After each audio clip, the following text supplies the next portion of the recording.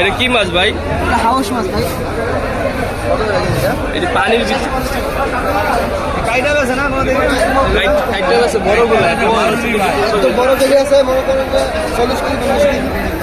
এটি কিন্তু পানির ভিতরে এমনি এমনি সাঁতার কাটে, মনে হয় কি আর উঠতেছে, এমন এমন করে। কেমন করে ভাই পানির ভিতরে এগুলা? ভাইরাল বানালে মাছ নাই, ইলিশ মাছ নাই, ইলিশ মাছের আড়তে ইলিশ মাছ নাই, ইলিশ মাছ নাই। ওই যে অল্প কটা ইলিশ মাছ দেখা যাইতেছে 250-3000 টাকা কেজি।